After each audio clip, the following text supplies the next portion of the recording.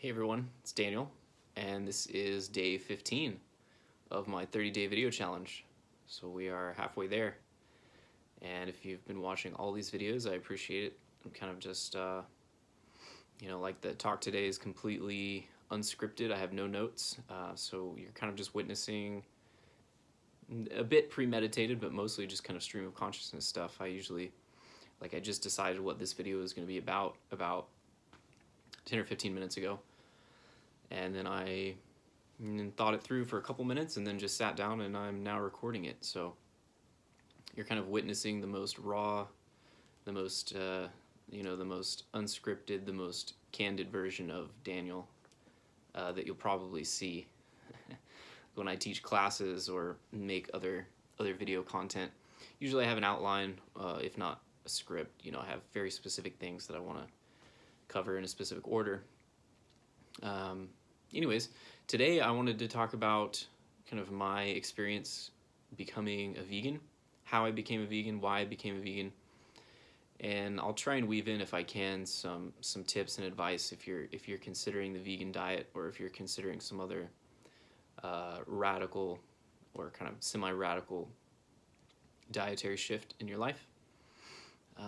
There have been some challenges, like some real obstacles, some real practical stumbling blocks becoming a vegan and remaining a vegan. So I'll talk about those. But first, I just wanted to talk about kind of why I became a vegan, and then I'll tell you how that worked out. And so the reason, or the reasons that I became a vegan, there's basically three main reasons. And I won't list these in any particular order, so this is just kind of random, but the first reason is basically for health. I have quite a sweet tooth, and I presume kind of everyone who lives in modern day America probably struggles with this, but I was really mostly concerned with like the amount of processed foods that I was eating.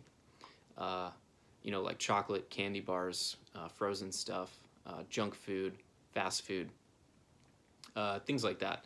And I think I have a bit of an addictive personality, because it does seem to be like if I find a food that I enjoy, I'll eat it over and over and over, occasionally to excess.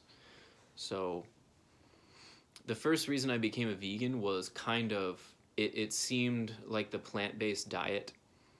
I know there's ways to skirt this and there's ways to cheat it, but it seemed like if I just kind of stuck to the clear line of eating plant-based foods, that actually kind of automatically got rid of a bunch of processed food that I was just no longer able to eat if I was to stick with the diet, including, candy bars and the stuff at I think they call them the impulse buys, the stuff, in the checkout lane when you're like checking out, you haven't eaten yet, you're hungry, and you like look up, there's a chocolate bar, you buy it.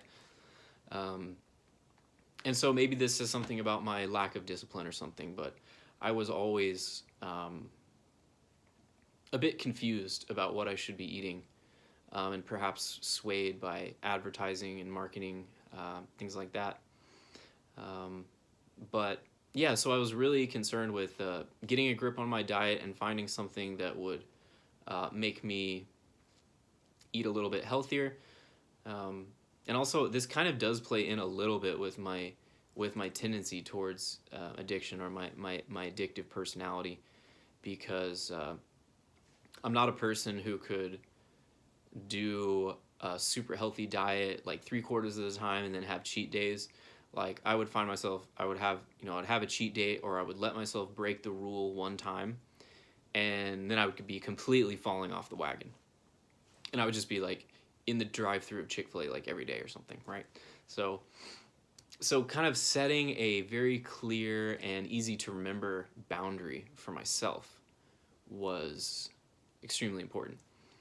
And maybe I should say I wasn't like a binge eater, or I didn't have like an eating disorder necessarily, but the kinds of foods that I was consuming were basically kind of just driven by what feels good, like high fat, high sugar, lots of oil, lots of carbs, lots of meat, like lots of protein, stuff like that.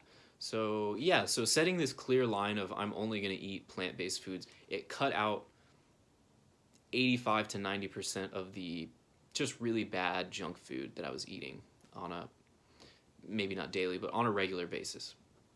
So this was kind of like the first reason.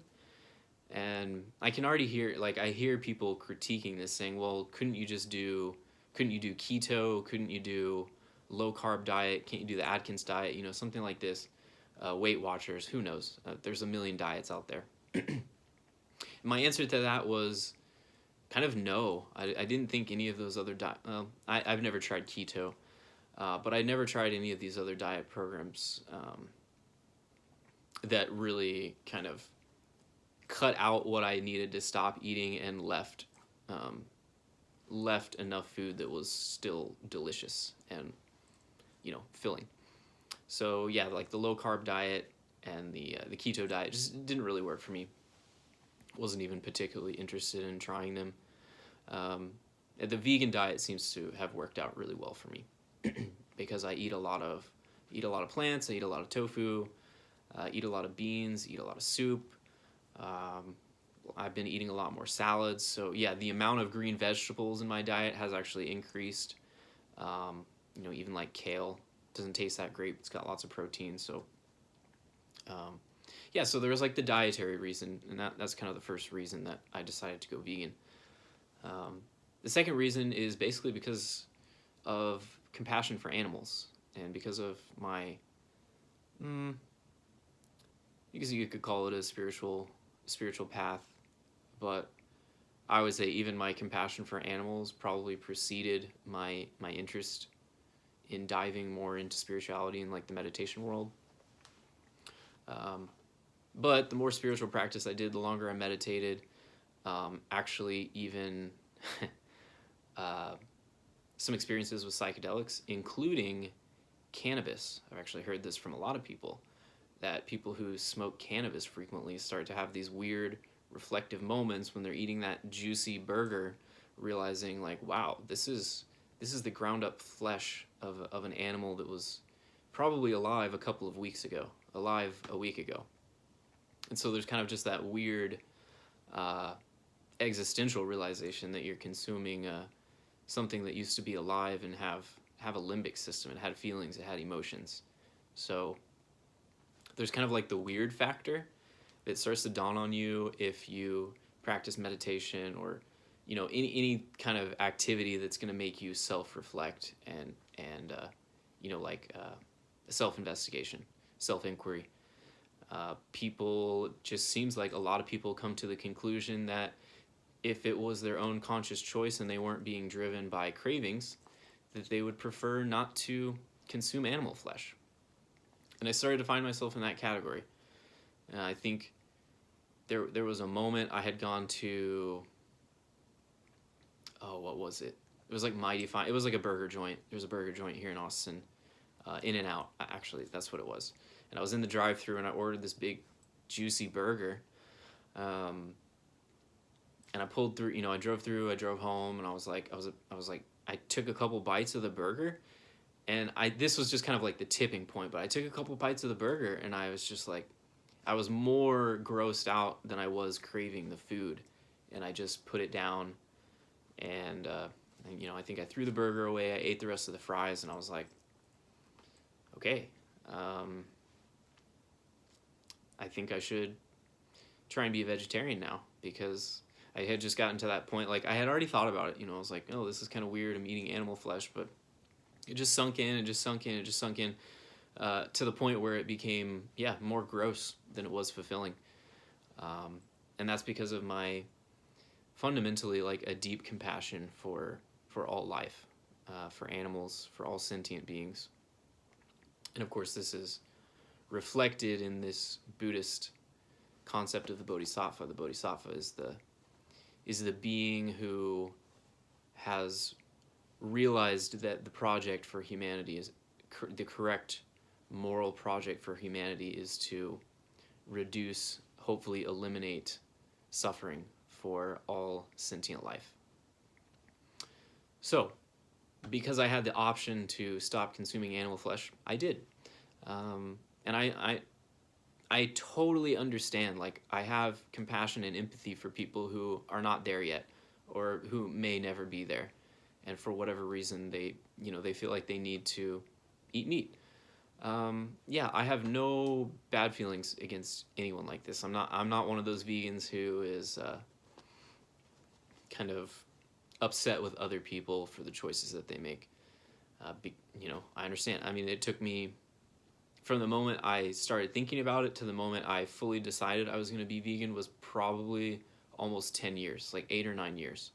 So it took a lot of processing, a lot of thinking, a lot of kind of deconditioning, because the culture we live in, there's literally billboards, like there's kind of propaganda coming in from all directions, from the meat industry, from the agricultural industry, from the dairy industry, that convincing us that we need this stuff, convincing us that that there's no other way. And so part of the problem is not always the individual making the wrong choice. It's the whole system is set up so that a high percentage of people will inevitably make that choice. So I fully understand that there are people for whom it doesn't seem clear that they could make that change, or that they even want to. And I'm okay with that. But for me, it just became, the cognitive dissonance of how much I appreciate life and animals, and how much I was enjoying this juicy burger. It became too much for me, and so I decided to make the switch. And okay, so the third major reason, like I said, these are not in any particular order, but the third reason that has convinced me to become a vegan and remain a vegan is essentially like the environmental issue. So not just animals and the suffering of animals and the factory farming model that most people get their meat from these days, but also the effect that agricultural industry has on the planet. In particular, I'm talking about greenhouse gases. There's been some documentaries and there's been some research and studies showing that the agricultural industry, particularly like beef and lamb, the four-stomached animals, tend to, while they're grazing, they produce a lot of methane. They burp up methane as they're digesting the fibers in the grass that they're eating. Something in their stomach acid, some enzyme turns a lot of that into methane, which they end up basically burping out over the course of their lifetime before they're slaughtered. And this, actually, methane is, I don't remember the stats. I think it's like per unit volume, per molecule, it's like 4 times as potent of a greenhouse gas as carbon dioxide. And there are some estimates that the agricultural industry as a whole is contributing about 15 to 20% of the total greenhouse gas emission on planet Earth right now. So again, it's not like one individual choosing to be vegan can fix that problem, because it's a whole infrastructure. It's $1 billion. Who knows? It's probably trillions of dollars worth of industry and infrastructure, advertising, regulations, truck drive. Like this whole massive system is engaged in pumping out tons of greenhouse gas. So, like I said, I understand that like one individual choosing to be vegan cannot, bring down the system or whatever.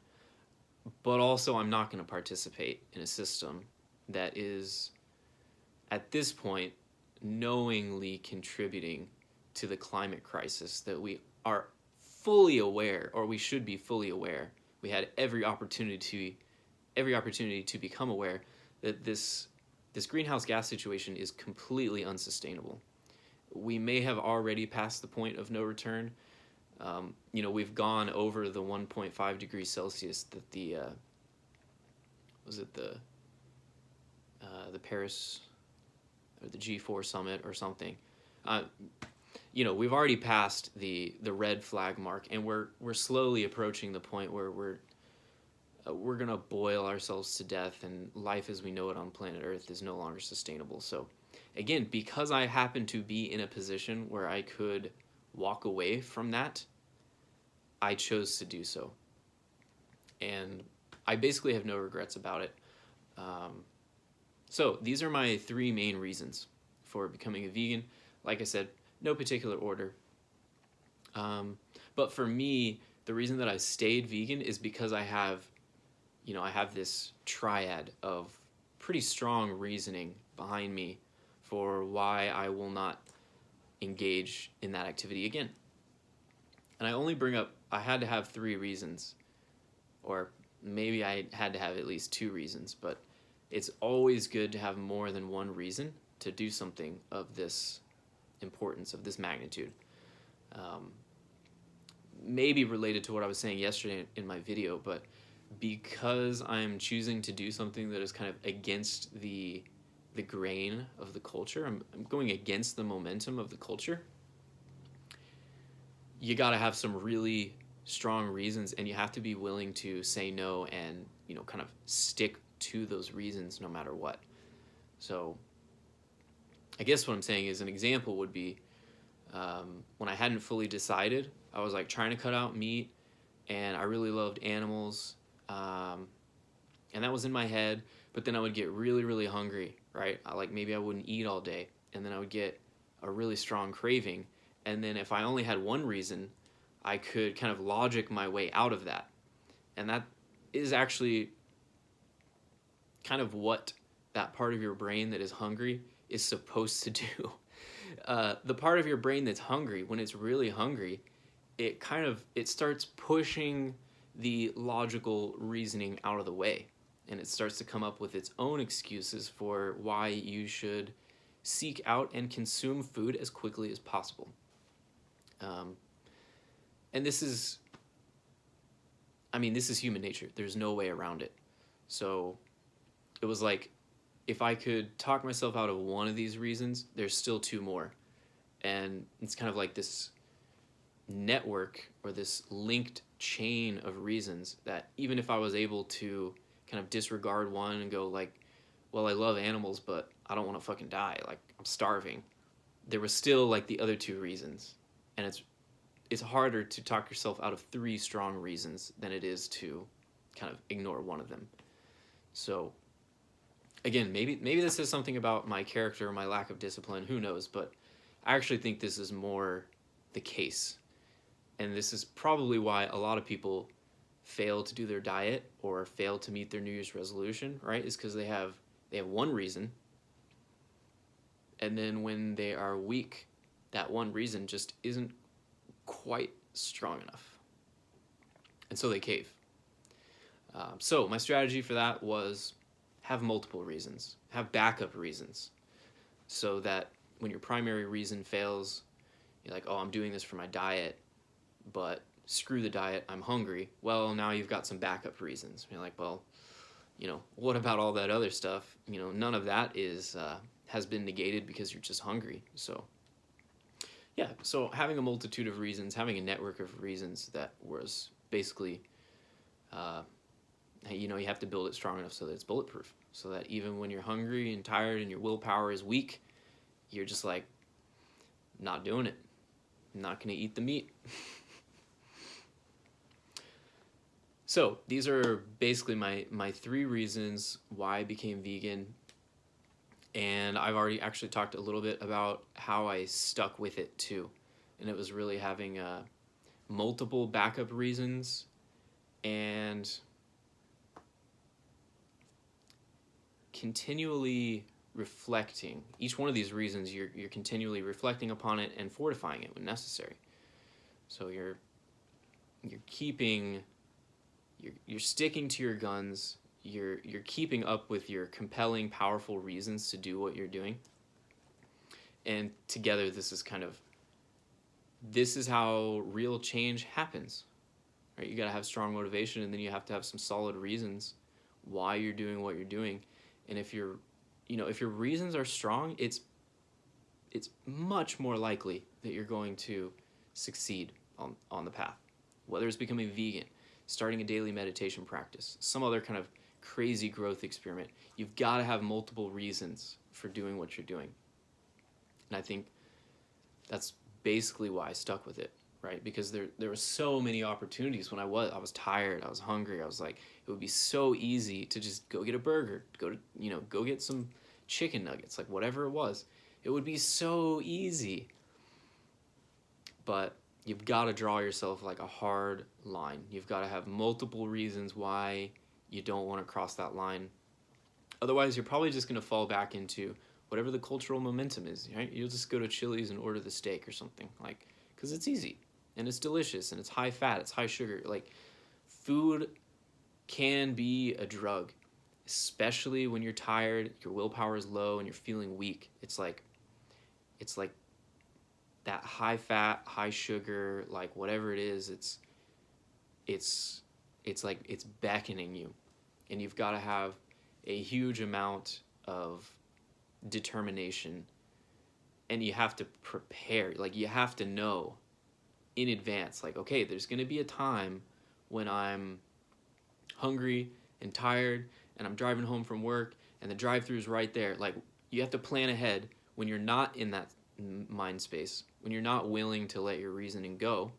You have to plan now for that. Plan it when you're strong. Plan your strategy when you're not hungry, when you're not tired, when you're not right next to the drive-thru. And then have all those reasons ready so that at the moment that you are the weakest, when you're about to cave in, when you want to cave in, that's when you need those reasons. That's when you need that power. And this can take some trial and error. So maybe I'll talk a little bit about that, because I fell off and got back on the wagon multiple times trying to become a vegan for a lot of these reasons. Like, what I'm telling you now is what I've worked out after failing several times, because I would get hungry, I would get tired, and then I would just go to the drive-thru and say, like, I'll think about it later, I'll figure it out later. It was only when I had all three reasons and I kind of just made a promise to myself. I was like, even though in the future I'm going to be weak, I'm going to be tired, I'm going to be hungry, that part of my brain that's looking for food is going to have, it's going to have its one-track mind. It's going to want to satisfy that desire as easily and quickly as possible with some high-fat, high-protein, high-carb food. Oh, man. It's like I fell off the wagon so many times until I